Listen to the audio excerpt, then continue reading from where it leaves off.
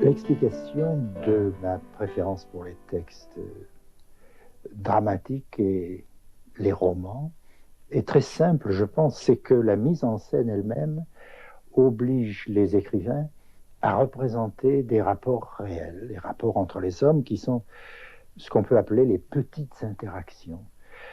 Alors que la conceptualisation, évidemment, est obligée à faire des généralisations si vastes que l'essence des rapports lui échappe. Et au fond, on peut dire que nos sciences de l'homme reflètent cette, comment dirais-je, carence du concept face aux rapports humains, n'est-ce pas? Nous avons une psychologie, nous avons une sociologie, mais nous n'avons pas de science des rapports humains. Si nous essayons d'en avoir une, elle reste très théorique. C'est la psychanalyse de Freud, de Jung, mais il n'y a pas d'études vraiment concrètes de ces petites interactions. Ou s'il y en a, c'est toujours traité comme un sujet de second ordre, n'est-ce pas? Ou quelque chose qui est amusant, mais qui n'est pas essentiel au conflit humain. Et alors, évidemment, ce qui m'intéresse le plus, peut-être, c'est le conflit. Et plutôt qu'une théorie du désir, la théorie du désir mimétique est une théorie du conflit. Car je dis mimétique, je dis imitation, je dis copie, les mots m'importent peu. Ce qui m'importe le plus, c'est de montrer que l'imitation peut devenir source de conflit. L'imitation, si elle devient, si elle porte sur le désir, si elle porte sur l'appropriation, ce que je veux posséder, si j'imite le désir d'autrui, et si cet autrui est trop proche de moi, il est bien évident que je vais entrer en conflit avec lui. Nous allons devenir des rivaux. Et à partir de ce moment-là, une escalade nous menace. Parce que plus je l'imite, plus il s'opposera à mon imitation, plus il cherchera à retenir l'objet que je cherche à lui enlever. Et plus ceci se produira, plus mon désir augmentera, plus son désir à lui peut-être augmentera. Autrement dit, dans ce rapport de conflit, tout a tendance à devenir réciproque. L'imitateur devient modèle, le modèle devient imitateur. Et c'est cette réciprocité qui m'a toujours fasciné, n'est-ce pas? Parce que nous pensons que le conflit vient des différences, alors qu'en fait, le conflit, même s'il n'est pas identité dans son point de départ, il a toujours tendance à fabriquer toujours plus de ressemblance et d'identité. D'accord. En 61, c'est donc le roman qui vous a intéressé, et en 1970, c'est Shakespeare. Donc, je vous propose de choisir une pièce de Shakespeare, Othello. Le troisième acte, c'est la troisième scène. Nous allons l'étudier ensemble, parce que vous la donnez comme un exemple d'intoxication mimétique. Oh. Your noble lord. What dost thou say, Iago? Did Michael Cassio, when you wooed my lady, know of your love? He did, from first to last. Why dost thou ask? But for a satisfaction of my thought, no further. Why have thou thought, Iago? I did not think he had been acquainted with her. Oh, yes, and went between us very often. Indeed. Indeed. Aye, indeed. Discernst thou aught in that? Is he not honest? Honest, my lord? Honest. Aye, honest. My lord, for aught I know.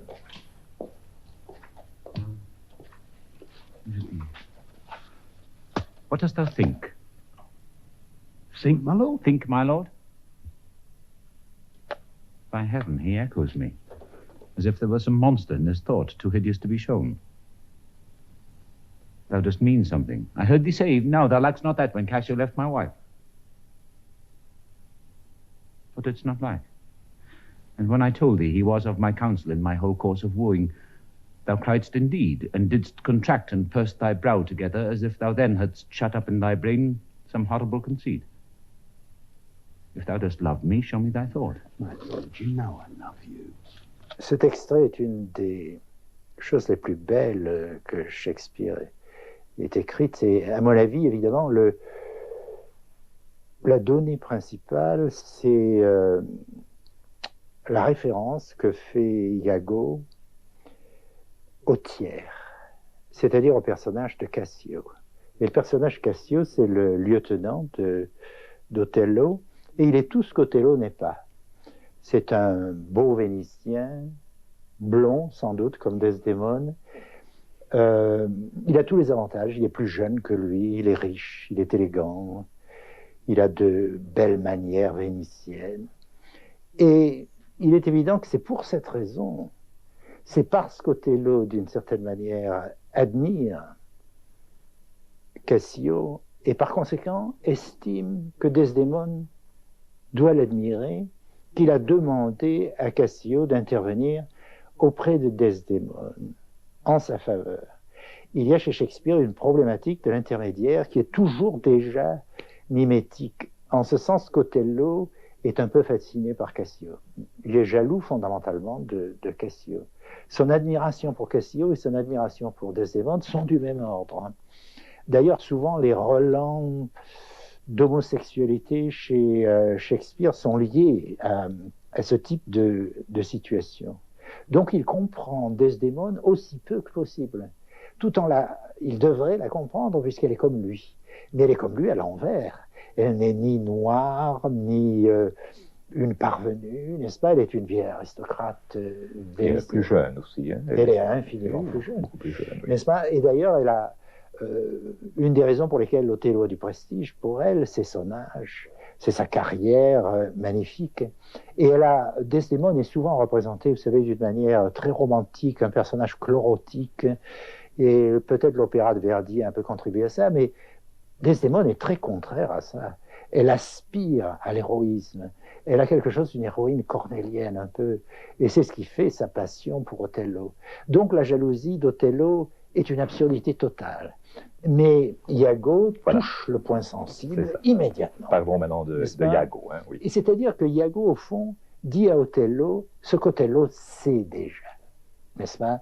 Donc Iago est à la fois très important parce qu'il extériorise tout ce qui doit être extériorisé pour avoir une pièce, n'est-ce pas? On ne peut pas avoir que des monologues d'Othello.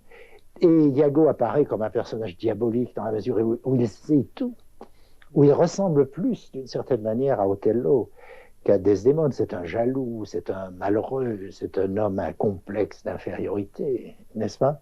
Par conséquent, il va droit, mais le personnage n'est pas tout à fait essentiel. On peut très bien imaginer un Othello devenant jaloux de Cassio simplement parce qu'il lui a demandé de participer au jeu, de jouer un rôle de tiers, n'est-ce pas? Iago, donc, dans la pièce d'Othello, passons au récit de la Genèse, Genèse 3. Nous avons un couple harmonieux à la fin de Genèse 2, donc Adam s'est exclamé « Eureka », enfin Ève, et puis il y a le serpent. Que fait le serpent en réalité? Et le serpent, il insuffle le désir à Ève, n'est-ce pas? Il lui suggère de désirer. Par conséquent, le désir d'Ève pour la pomme, l'objet, le fruit de cet arbre défendu, n'est-ce pas? Ce désir n'est pas spontané. Et le désir d'Adam n'est pas spontané non plus, puisque c'est Ève qui le lui communique. Donc il y a là, au départ de la Genèse, une chaîne de désirs mimétiques. Le désir ne vient jamais du sujet. Et c'est une chose assez extraordinaire. Et pourrait-on dire que le serpent, en réalité, n'est pas nécessaire non plus pour éveiller cette le serpent n'est pas nécessaire non plus. D'ailleurs, où j'aurais tendance à dire que les replis du serpent, c'est le caractère infini du désir, n'est-ce pas, qui n'a pas de vrai début, qui est toujours inspiré par quelqu'un d'autre. Il y a toujours un repli du serpent qui est le reflet de notre repli, de notre repli, de notre repli, et que le serpent pourrait symboliser, si vous voulez, ce jeu de miroir. Pendant un examen oral, j'étais en train d'interroger une étudiante et nous tombions aussi sur Genèse 4, donc le meurtre de Caïn, donc, et des frères. Et Dieu, donc, avant dans la scène avec Caïn, donc, lui dit attention, je cite la traduction de Chouraki, à l'ouverture, la faute est tapie. À toi, sa passion, toi, gouverne-la. Ah, Surtout tapis, hein, la faute Voilà. est tapis. beaucoup de traductions classiques, là, on s'attend à la place, n'est-ce pas? oui. Et cette première intervention de Satan est très importante, je pense même pour les évangiles, parce que ce qui est très intéressant dans ce texte, c'est qu'il suit, n'est-ce pas, la scène dont nous avons parlé, c'est-à-dire après le désir mimétique, après la rivalité mimétique, vient le meurtre. Et je pense qu'il y a une logique qui est très puissante et qui est la logique du mal humain, c'est-à-dire la tendance des hommes, lorsque leur rapport se détraque, à chercher un coupable. C'est-à-dire que dès que la rivalité mimétique s'installe, chacun fait de l'autre le responsable de son malheur. Et la question pour la société humaine, c'est comment ce problème se résout-il? Comment peut-il exister des sociétés humaines? Je pense que pour comprendre, il faut admettre que ce conflit, en se généralisant, en quelque sorte dépasse les objets, et que la mimésis ne porte plus que sur les antagonistes.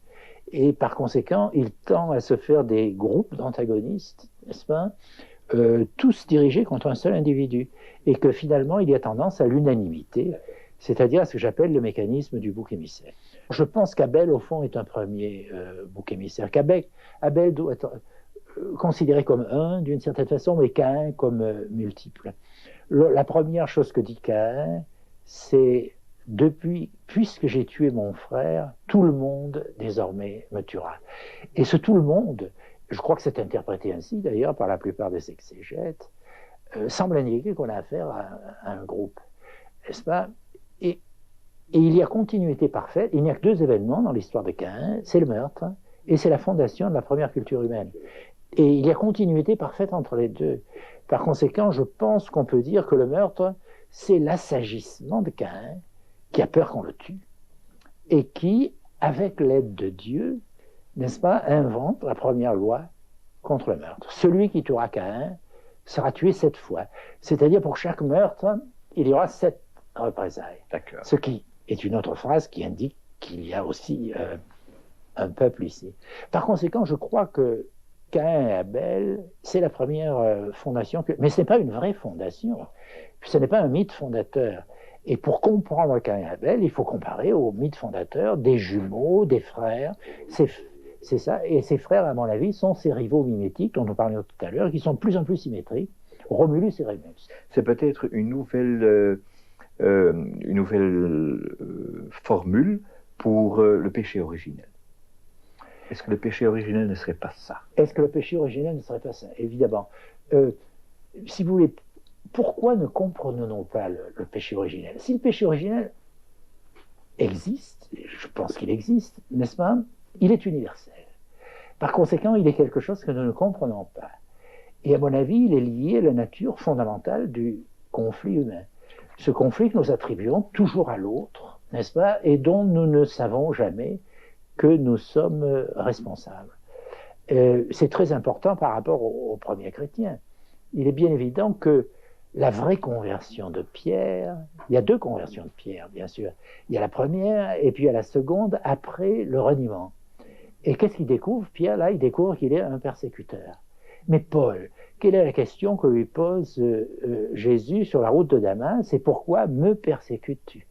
Le vrai chrétien est celui qui ne dit pas tout le monde persécute ou qui ne se plaint pas, n'est-ce pas, de ceci ou de cela, mais qui comprend qu'il est lui-même persécuteur.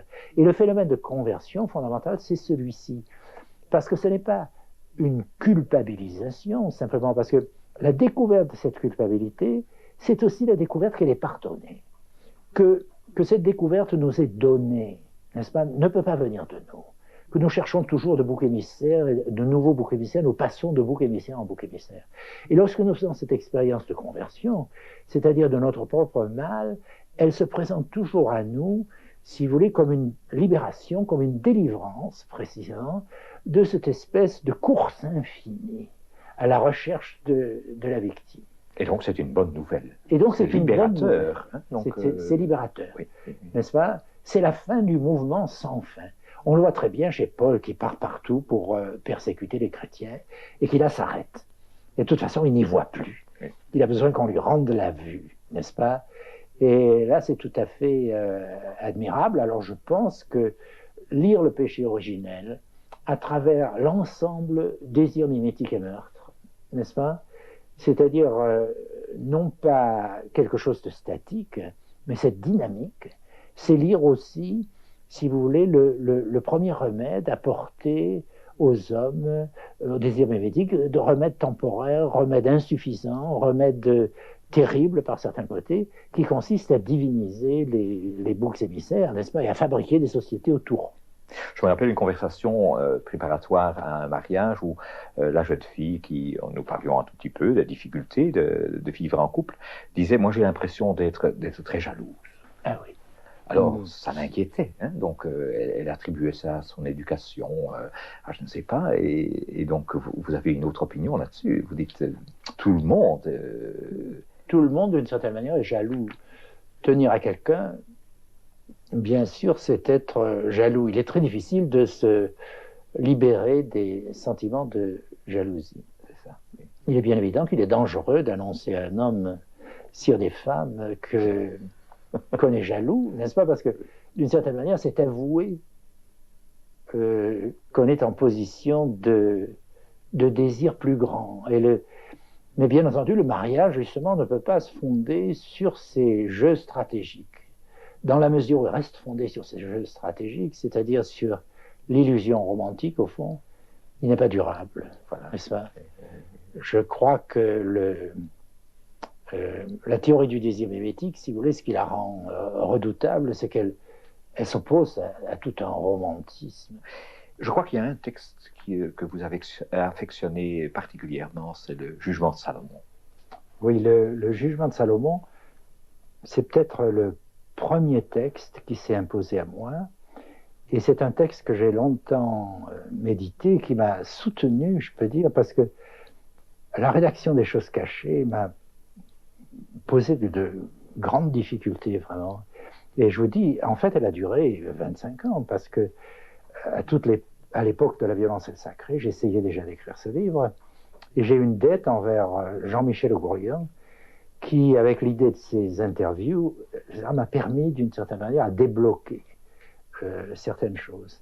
Mais mon texte est centré sur le Jugement de Salomon.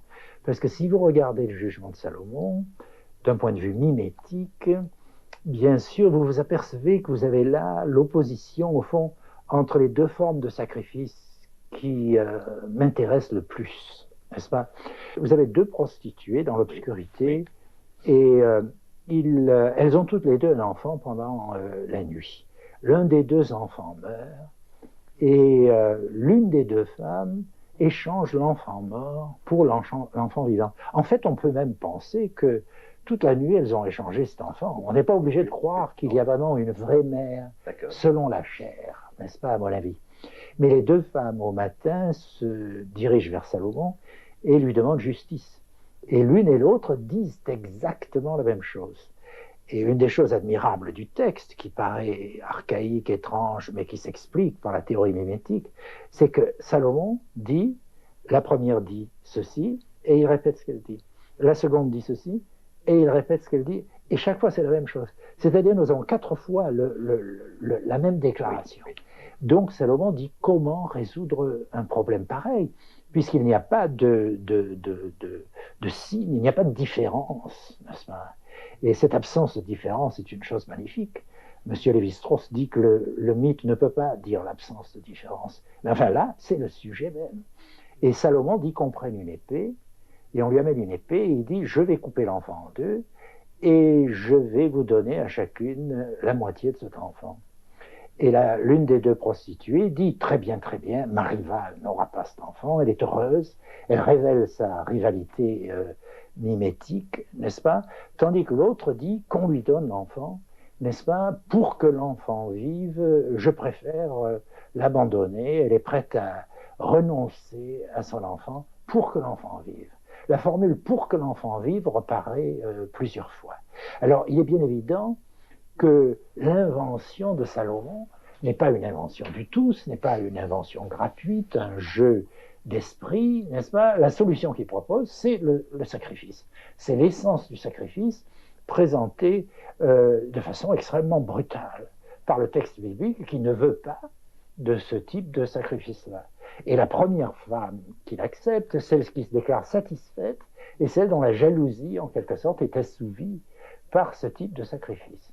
Alors la seconde, on peut dire, elle renonce vraiment à tout, elle renonce à l'enfant, mais si Salomon était un imbécile, n'est-ce pas, il est bien évident qu'il croirait qu'elle n'a pas réussi à tenir sous la pression royale, et il pourrait la tuer, elle aussi, n'est-ce pas? Et vous ajoutez que cette attitude de la vraie mère n'est pas du tout sadomasochiste. N'est pas du tout sadomasochiste. C'est pourquoi j'insiste sur cette phrase « pour que l'enfant vive ». Voilà. Vous savez, la psychanalyse nous dit sans cesse le sacrifice de soi, c'est du masochisme. Eh bien, je dis, il ne faut pas répondre avec des mots, il ne faut pas répondre avec des théories. L'admirable de la Bible, précisément, c'est qu'elle ne nous parle pas dans des formules conceptuelles, mais elle dramatise les choses et elle crée cette anecdote absolument inouïe, n'est-ce pas, qui n'a d'équivalent nulle part, à mon avis, qui est la transcendance du sacrifice par le sacrifice de soi. Et ce « pour que l'enfant vive » qui revient comme un refrain, n'est-ce pas, demander à un psychanalyste de dire si cette mère est masochiste parce qu'elle préfère que son enfant vive à elle-même. Voilà. Vous le mettrez dans une situation délicate. Pour terminer la première partie, mes étudiants m'objectent toujours: si nous atteignons les objets de désir par des modèles, n'y a-t-il pas des objets que nous atteignons directement? Bien sûr. Tout dépend de ce qu'on entend, de la façon dont on utilise le mot désir. Et en français, au fond, il n'y a qu'un seul mot. En hollandais, vous en avez plusieurs, n'est-ce pas? On peut choisir. J'ai tendance à employer le mot désir pour désir mimétique. Par exemple, de dire que l'amour maternel n'est pas un désir. Mais il est bien évident que les sentiments les plus intenses, parfois, ne sont pas mimétiques. Je ne veux pas réduire l'amour maternel, ou même l'amitié des amis, n'est-ce pas, des amis d'enfance, la camaraderie, n'est-ce pas? Il y a une camaraderie qui n'est pas mimétique.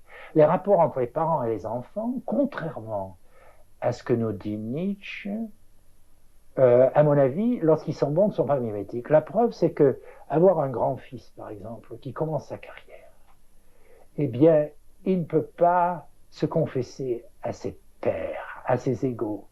Pourquoi? Il ne peut pas se vanter de ses succès. Il ne peut pas se plaindre de ses échecs. Et les parents servent à ça. Les vrais parents sont ceux auprès desquels on peut dire absolument n'importe quoi, parce qu'ils ne seront jamais en rivalité avec vous. Vous voyez, donc les plus grands succès, on peut se vanter.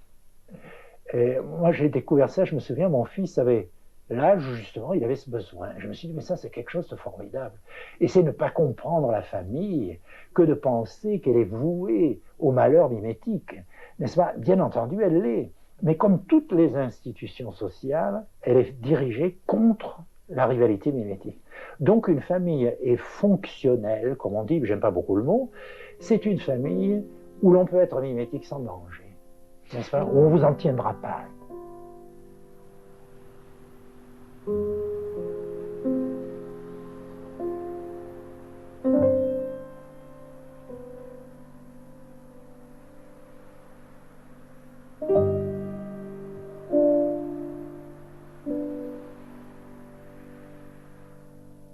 René Girard, en multipliant le mimétisme au niveau d'une communauté, ce mimétisme dérape en une instabilité insupportable qui doit être réglée par une violence purificatrice ou par des interdits. Un des termes que vous utilisez est l'affolement mimétique. Alors je crois que la pièce d'Euripide, de Médée, est un exemple typique de cela. Et donc je voudrais vous demander de faire le commentaire à partir d'une version cinématographique de Pasolini, de 1969, je crois.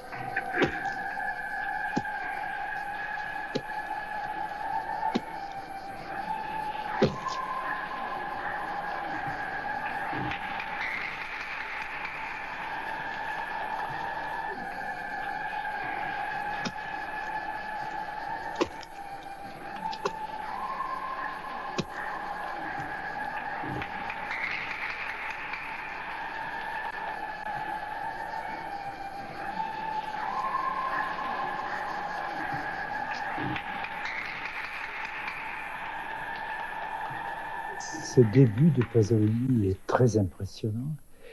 Il ne fait pas partie de la pièce, bien sûr, mais il nous fournit en quelque sorte le cadre sacrificiel de la tragédie. Médée est une des pièces types où le meurtre se présente en termes de sacrifice. Avant de sacrifier ses enfants, puisque la pièce de Médée, c'est l'histoire d'une femme jalouse qui est en train de perdre son amant et qui décide de tuer ses enfants pour se venger, et qui présente la chose en termes de sacrifice. Je pense que la tragédie grecque, en général, pose le problème du rapport entre le sacrifice et le meurtre. La traduction sacrificielle du meurtre est trop fréquente, trop constante pour constituer une métaphore ordinaire. Et c'est visiblement ce qui a frappé Pasolini, n'est-ce pas? Alors je pense que Pasolini a le sens de ces désordres mimétiques qui se résolvent dans un phénomène de bouc émissaire, c'est-à-dire dans le phénomène d'une communauté entière qui se rassemble finalement mimétiquement contre un adversaire unique. Et là où si la distribution, la convergence des désirs sur un objet unique désunit, la convergence des antagonismes sur un antagoniste unique rassemble. Je pense que les rites sacrificiels sont la répétition d'un phénomène spontané qui a produit une réconciliation de ce genre. Donc le phénomène spontané, que j'appelle phénomène de bouc émissaire, mais l'expression est peut-être mal choisie parce que c'est une expression qui utilise un mot trop employé dans notre monde. Bouc émissaire signifie ici seulement qu'on s'unit tous contre un adversaire qu'on croit coupable, mais qui en fait ne l'est pas, et qui donc réconcilie. Alors ce que nous montre ce début, c'est une scène de sacrifice humain, dont le but est de recréer la société, puisque c'est un sacrifice de fertilité. Ensuite, on utilise le sang de la victime, et c'est un sacrifice de bouc émissaire aussi, puisque visiblement la victime remplace la reine, oui. Et ce personnage qui devrait être le roi, n'est-ce pas, qui sont fouettés, qui sont traités en bouc émissaire, mais qui malgré tout ne sont pas tués. Je pense que c'est là l'idée.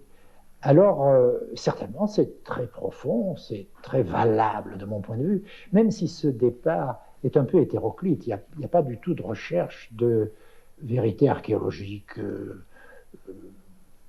Ce n'est pas grec, c'est primitif, archaïque.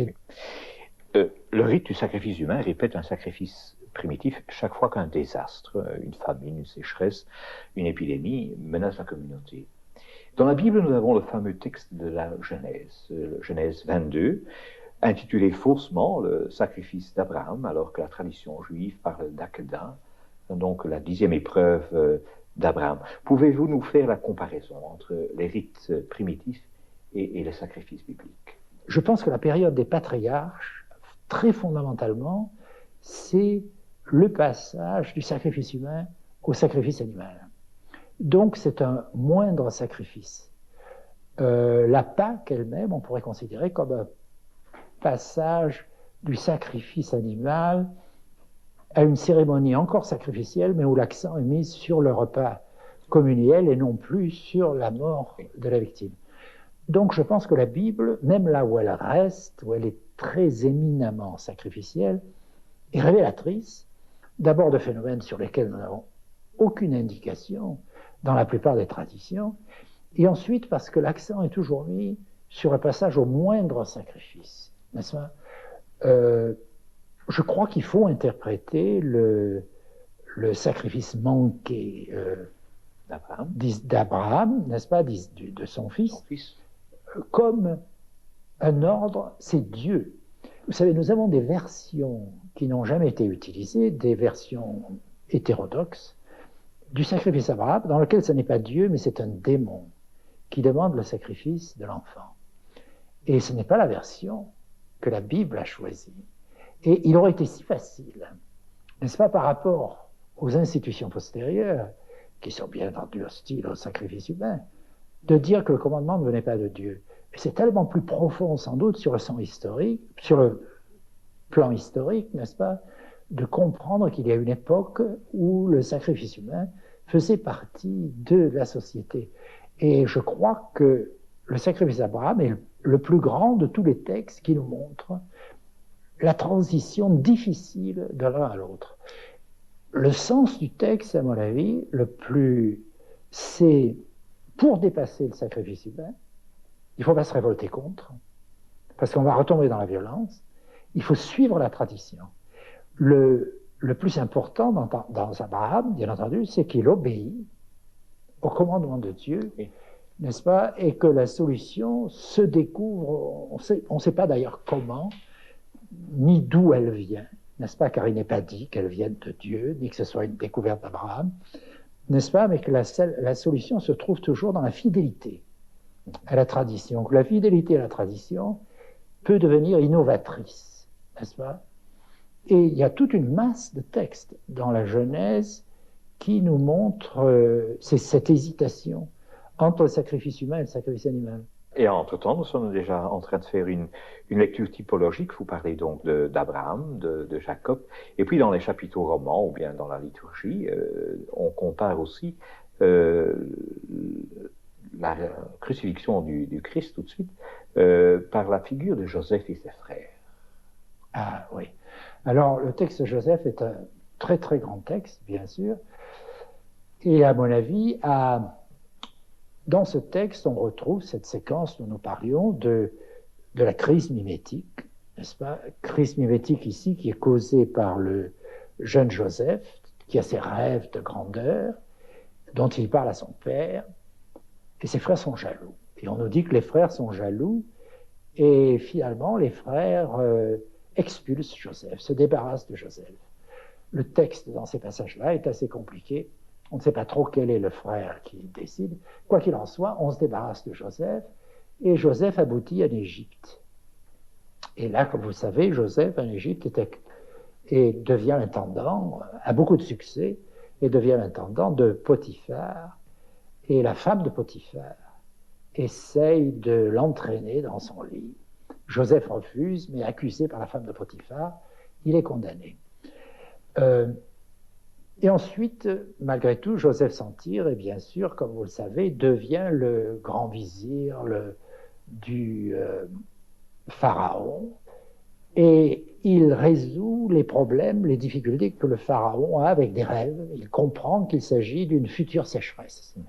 Et donc, il est nommé grand vizir et il a la manutention de l'ensemble des richesses, n'est-ce pas? Il permet à l'Égypte de traverser cette crise sans douleur. Non. Si on regarde ces textes de près, on s'aperçoit qu'on a exactement les mêmes phases que dans le mythe d'Œdipe. Voilà. Œdipe est d'abord expulsé par sa famille. Œdipe ensuite est élevé ailleurs. Œdipe est accusé de crimes épouvantables, plus épouvantables. Mais le principal crime est quand même l'inceste.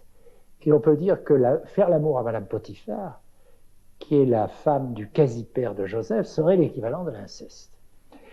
Et ensuite, bien sûr, Œdipe est considéré comme responsable de la peste qui détruit la ville de Thèbes. Il me semble que la question véritable des deux textes est qui est le coupable, n'est-ce pas? Et à cette question, le mythe répond toujours c'est la victime, c'est Œdipe, c'est le héros.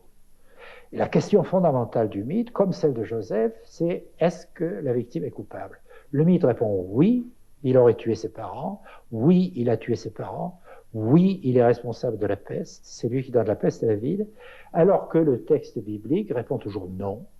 Ce sont les frères qui sont jaloux et qui racontent une histoire fausse lorsqu'ils reviennent après avoir expulsé leur frère. Non, c'est Madame Potiphar. Ce sont les gentils, ce sont les non-juifs qui croient ces histoires de fous, qui croient au mythe, n'est-ce pas? Mais nous ne voulons pas de ça. Et par conséquent, qui exonèrent toujours la victime du phénomène de bouc émissaire. Et là, on voit bien qu'il s'agit d'un phénomène de bouc émissaire, c'est-à-dire d'une victime qui peut réconcilier la communauté parce que tout le monde est d'accord contre elle mais tout le monde est d'accord contre elle sans raison valable. Dans le mythe, les aspects les plus fous nous sont présentés comme des raisons valables. Et au fond, nous continuons le mythe aujourd'hui, puisque nous validons le parricide et l'inceste dans la psychanalyse, par exemple.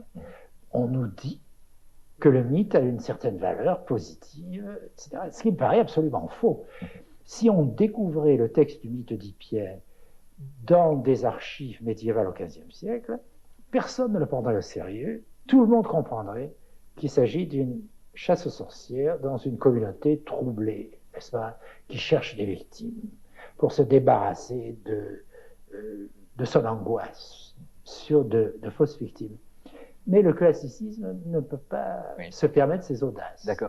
Le dénouement de Joseph encore, parce que... Alors le dénouement de Joseph est la partie la plus belle, n'est-ce pas? Parce que précisément, ce pas sérieux, le fait que Joseph soit victime de ses frères et puis des Égyptiens, si vous voulez, là devient présent. Les frères, n'est-ce pas, au bout de quelques années de sécheresse, apprenant qu'il y a du grain en Égypte, s'y rendent, ne reconnaissent pas Joseph, qui bien sûr doit être extraordinairement impressionnant, doit ressembler aux grands temples égyptiens, plus qu'à ce roi de... N'est-ce pas? Mais Joseph les reconnaît. Et ils n'ont pas amené Benjamin avec eux, parce qu'il y a 10 frères qui sont d'une même mère, oui. Et les 2 derniers de la favorite, c'est ça. Et les 2 derniers sont Joseph et son petit frère Benjamin. Et alors, Joseph dit à ses frères, si vous avez faim à nouveau, et si vous finissez ce blé que je vous donne, la prochaine fois, ne manquez pas d'amener votre 11e frère, n'est-ce pas? Autrement, vous n'aurez rien. Et alors, bien entendu, les frères recommencent à se faire de la faim au bout de très peu de temps. Et finalement, c'est Jacob lui-même qui leur dit, mais il faut aller là-bas et écoutez, emmener Benjamin et espérons que tout se passera bien. Et lorsqu'ils reviennent, Joseph les reconnaît à nouveau, leur donne du grain, mais il dissimule sa coupe. Une mise en scène un peu. C'est ça, n'est-ce pas? Il leur joue un tour, littéralement, il dissimule sa coupe dans le sac de Benjamin, et ensuite il les fait tous arrêter à la frontière et examinés par les officiers des douanes. Et on découvre le coupable qui est Benjamin. Et alors là, Joseph leur dit, vous pouvez tous partir, vous êtes libres, n'est-ce pas? Autrement dit, il les invite à refaire l'expulsion du petit frère, n'est-ce pas? Et là, le seul Judas se dresse et dit, je ne peux pas supporter ça, si je reviens sans mon frère, chez mon père, mon vieux père va mourir, n'est-ce pas? Donc prends-moi à sa place, n'est-ce pas? Il s'offre à la place du coupable présumé.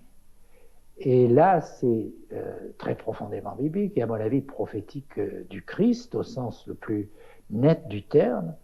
Mais Joseph se fait connaître à tous ses frères. Et il lui suffit qu'un seul de ses frères se reconnaisse coupable et ne veuille pas refaire l'expulsion pour lui accepter ceci comme une expiation générale. D'accord.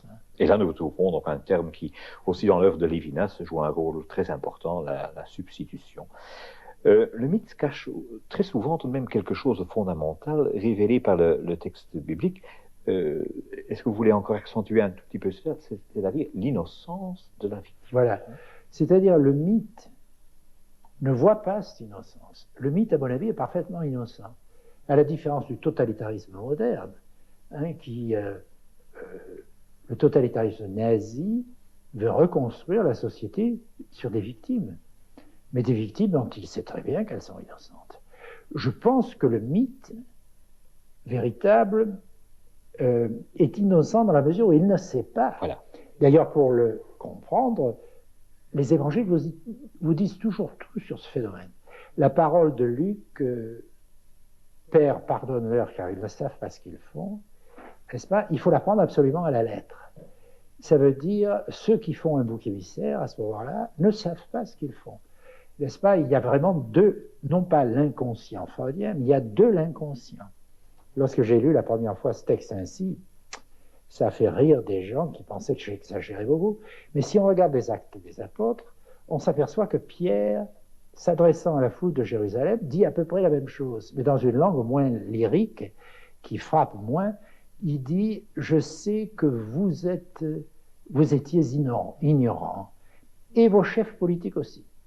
Par conséquent, les évangiles sont beaucoup moins portés sur le bouc émissaire que nous ne sommes nous-mêmes, car nos chefs politiques ne sont jamais innocents à nos yeux, et nous faisons toujours d'eux, finalement, des boucs émissaires. Et là, les actes se retiennent de faire des chefs politiques eux-mêmes un bouc émissaire. À propos des actes des apôtres, je voulais attirer l'attention aussi sur le discours d'Étienne, prononcé juste avant sa lapidation au chapitre 8. Luc lui met un discours dans la bouche, je pense, et consacre beaucoup de versets à Joseph et ses frères. Avant de conclure, je cite, « Lequel les inspirait? Vos pères n'ont-ils pas persécuté? Ils mirent même à mort ceux qui annoncèrent d'avance la venue du juste, dont vous êtes maintenant devenus les traîtres et les tueurs. » Le juste dont il est question, c'est le Christ. Comment interprétez-vous la passion du Christ, René Girard? Eh bien, la passion du Christ, sur le plan anthropologique, est exactement le même phénomène que tous ceux qui précèdent et tous ceux qui suivent.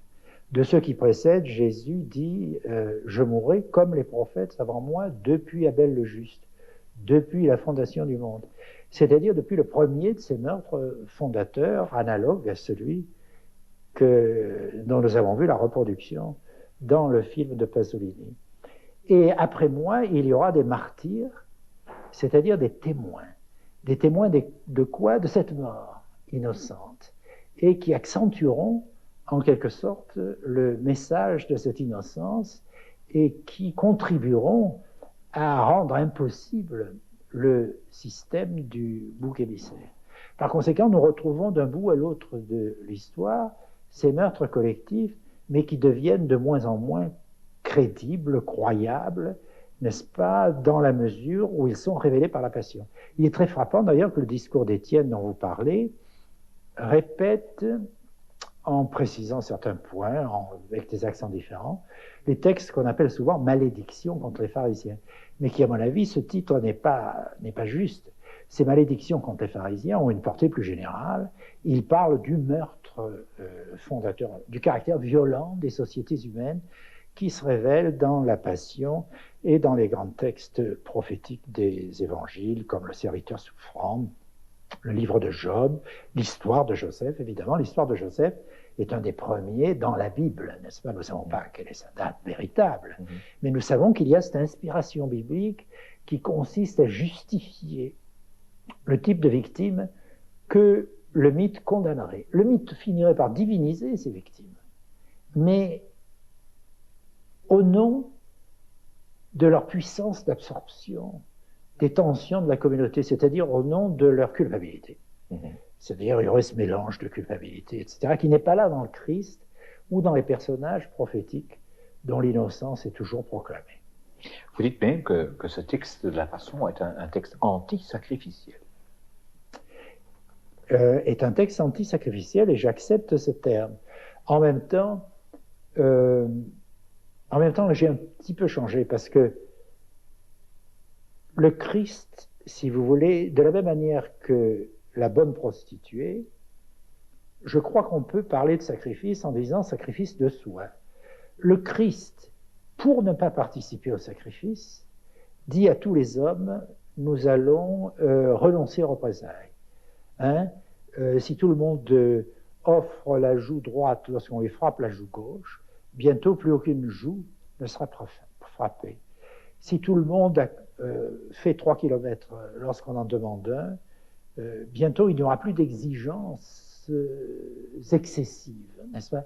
Autrement dit, lorsque l'escalade mimétique commence, à mon avis c'est ça que dit le Christ, ce que disent les prescriptions du royaume des cieux. Le sermon de la montagne, hein, oui. Le sermon sur la montagne, lorsque l'escalade mimétique commence, il faut l'interrompre à tout prix. Donc ce n'est pas une vision utopique de la société que nous donne le Christ, c'est un procédé pour arrêter l'escalade violente. Le seul, d'ailleurs, qui est bien évident, ça tombe sous le sens, que la seule moyenne d'arrêter une escalade violente, n'est-ce pas, c'est de ne pas répliquer. Mais puisque le Christ est le seul à faire ceci, il est bien évident qu'il se met dans une situation de plus en plus difficile. Si vous êtes le seul à ne pas pratiquer la violence dans un univers qui continue à la pratiquer, vous allez devenir la victime de cette violence, dont le Christ accepte de devenir bouc émissaire, non pas par amour de la souffrance ou de la mort, mais précisément pour révéler le phénomène du bouc émissaire, pour le rendre intenable, pour le rendre impossible. N'est-ce pas? Donc il le maîtrise de toutes les façons. Il le maîtrise par la parole, n'est-ce pas? En parlant de tous les meurtres qui précèdent et en annonçant les martyrs chrétiens, et il le maîtrise aussi dans sa vie, dans son action, c'est-à-dire dans sa passion, dans le fait qu'il ne réagit pas à la violence de façon violente, n'est-ce pas? Par conséquent, il est à la fois la victime la plus arbitraire qui soit, puisqu'elle n'a commis aucune violence, et la moins arbitraire qui soit, dans la mesure où la violence ne peut pas tolérer ce type de révélation. Ce qu'elle tolère le moins, c'est ce type de révélation qui, en quelque sorte, lui ôte son secret, ce qui la dissimule. Les choses cachées depuis la fondation voilà, du monde. monde. À mon avis, la phrase sur les choses cachées est la phrase qui porte sur ce meurtre fondateur, n'est-ce pas? J'aime vous entendre dire, René Girard, j'ai changé un tout petit peu cette formulation parce que vous répondez à une objection qu'on vous fait souvent, que vous êtes un homme d'une idée qui creuse, enfin qui ne nuance jamais. Alors ici, c'est un très bel exemple d'une nuance que vous portez à votre propre texte. Oui, je pense qu'en particulier, j'ai eu tort pour l'Épître aux Hébreux, n'est-ce pas? Parce que qui me paraissait sacrificiel, mais le mot sacrificiel ne veut rien dire.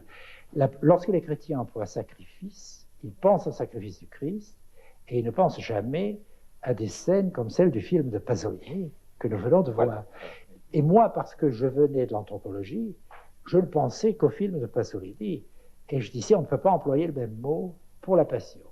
Ben, le plus grand mystère, peut-être, c'est qu'on peut employer le même mot.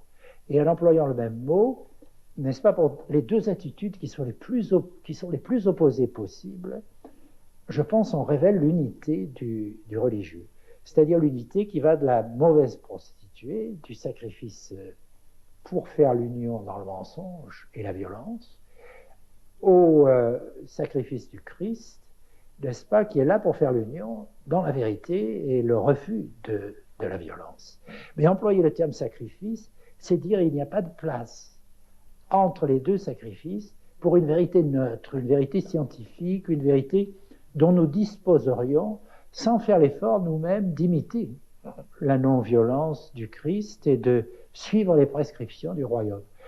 On voit très bien chez les pères de l'Église que l'idée du savoir chrétien est inséparable de l'idée d'agir, de l'agir chrétien, de l'eusébia, n'est-ce pas, de la piété, de la conduite pieuse, d'un certain type de conduite sans lequel on ne comprend pas le christianisme.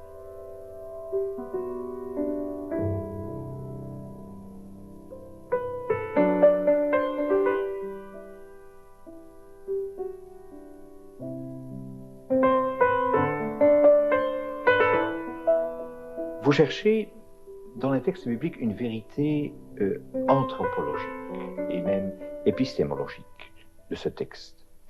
Et je crois que vous conférez ainsi à ce message son statut scientifique.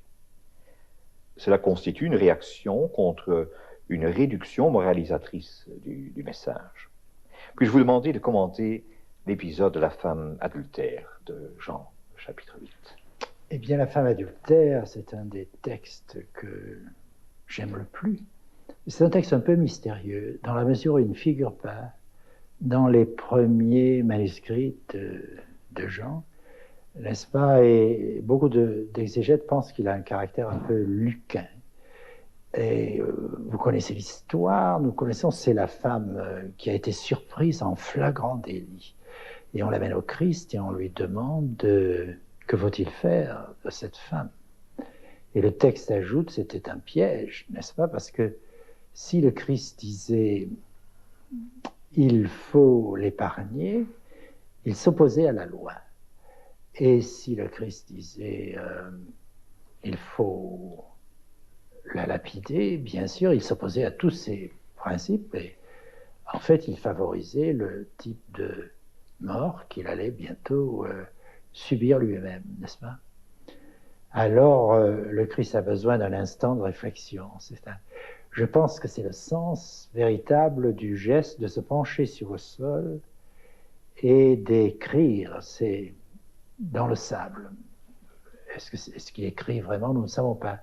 Mais au Moyen-Âge et dans toutes les périodes, comment dirais-je, qui attachent énormément d'importance au langage, on se demande ce que le Christ écrivait. Je crois qu'au Moyen-Âge, on disait facilement qu'il écrivait le nom des damnés ou des élus, n'est-ce pas, à partir d'une vue liée à la prédestination. Et à mon avis, c'est comment dirais-je, c'est un geste réaliste.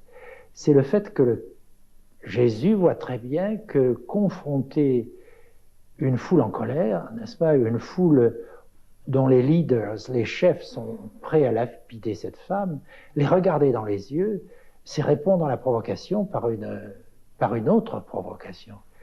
Cela suffit parfois à regarder quelqu'un. Par conséquent, il évite le regard.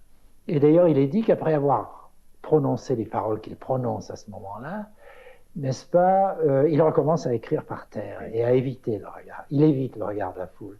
Et c'est là cette phrase absolument géniale, que celui qui se sent sans péché lui jette la première pierre. Le caractère génial de cette phrase se reconnaît au fait que dans toutes les langues occidentales, dans toutes les langues christianisées, la phrase est proverbiale. En anglais, cast the first stone. Je suis sûr que c'est proverbial. En hollandais aussi, n'est-ce pas? Wie zonder zonde is, werpen de eerste steen. Oui, oui. Oui. Et ce qui est frappant aussi, c'est que, et c'est une des choses les plus magnifiques aussi que j'ai, c'est que cette phrase s'inscrit dans la ligne du Lévitique. Parce qu'il ne faut pas croire que le Lévitique, la prescription de lapider les délinquants, ici la femme adultère, la prescription de lapider n'est pas une lapidation tout à fait spontanée. Elle exige 2 témoins. Pourquoi 2 témoins? Qui doivent jeter la première pierre. Parce que ces premières pierres sont les plus difficiles à jeter, parce qu'il n'y a pas de modèle mimétique. N'est-ce pas? Et nous savons d'ailleurs par des exemples historique de lapidation que l'on ne... comment dirais-je, qu'il y a vraiment de la difficulté à commencer une lapidation. Mais il n'y a aucune difficulté, une fois la première pierre jetée, pour jeter les suivantes. Et alors là, bien sûr, après un moment d'attente, un instant d'attente, ils se retirèrent en commençant par les plus vieux. Ce en commençant par les plus vieux est une des choses les plus merveilleuses du texte aussi. Nous ne savons pas si on commence par les plus vieux parce qu'ils sont ayant le plus péché, ils ont le plus conscience il est le plus facile de leur faire prendre conscience du scandale que constitue la lapidation, ou c'est parce qu'ils sont plus vieux, parce qu'ils ont le sang moins bouillant, nous ne savons pas. Mais on commence par les plus vieux, et ensuite, on ne nous parle pas de la suite. À mon avis, la suite va de plus en plus vite, parce que le premier à lapider, n'est-ce pas, à jeter ou à ne pas jeter, il est plus difficile de ne pas jeter la première pierre. Mais jeter la première pierre est difficile aussi, même dans une situation de lapidation. Autrement dit, la théorie mimétique, contrairement à ce que disent les gens, ne supprime pas la liberté, mais la rend beaucoup plus difficile, n'est-ce pas? Si on galvaude la liberté, s'il y a de la liberté partout, il y a de la liberté nulle part. Mais là, ce que ce texte nous dit, au fond, c'est que les seuls à exercer vraiment leur liberté sont les premiers, qui font basculer la foule de l'autre côté. Et eux-mêmes, on ne peut pas dire qu'ils soient sans modèle, puisqu'ils écoutent la parole du Christ. Mm-hmm. La parole du Christ est un autre type de modèle. C'est toujours le modèle anti-foule, n'est-ce pas? C'est toujours le modèle anti-foule. Mais il est bien évident que les derniers, si on avait lapidé, si on avait jeté la première pierre, ils auraient lapidé à leur tour. Et ils n'ont pas plus de mérite, à mon avis, les derniers, à ne pas lapider qu'à lapider. Donc, nous vivons dans un univers de non-lapidation, mais nous n'avons pas à être fiers personnellement, puisque ce n'est pas nous qui l'avons instauré, ce monde. Et nous ne faisons que suivre. La plupart d'entre nous, dans un univers de lapidation, lapideraient de très bon cœur, n'est-ce pas? Donc il y a très peu de liberté concrète, mais il y en a quand même. René Girard, je voudrais conclure en vous invitant à dire quelque chose au sujet de Satan et de l'Esprit Saint. Oui. Eh bien, Satan d'abord, si vous voulez. Je crois que Satan, contrairement à ce que pensent la plupart des gens aujourd'hui, il y a toute une rationalité derrière Satan qui est très importante. Il y a un fonctionnement de Satan. Il y a un fonctionnement au niveau, que je dirais, interindividuel des individus. Satan, c'est d'abord le tentateur. C'est celui qui nous séduit en nous proposant des désirs dangereux. Pourquoi ces désirs sont dangereux? Non pas parce qu'ils sont interdits arbitrairement, mais parce qu'ils vont nous engager dans la rivalité mimétique. C'est pourquoi dès que nous acceptons les tentations de Satan, Satan se transforme. Il devient l'adversaire ou le diabolos. Le diabolos, c'est celui qui se met en travers, n'est-ce pas, c'est-à-dire l'obstacle. Donc le mot Satan signifie la même chose exactement que scandalon, la pierre d'achoppement, l'obstacle qui fait tomber, n'est-ce pas? Et à mon avis, c'est le désir mimétique en tant qu'il crée des conflits individuels, n'est-ce pas? Mais Satan, bien sûr, c'est autre chose aussi, n'est-ce pas? Parce que Satan, l'évangile de Jean nous dit, est meurtrier depuis le début, n'est-ce pas? Ce meurtrier depuis l'origine est une phrase que je crois comprendre, si j'ose dire, dans la mesure où il s'agit de ce meurtre fondateur. Le rapport entre Satan et le début n'est pas plus accidentel que vous avez tué tous les prophètes depuis la fondation du monde. C'est-à-dire, c'est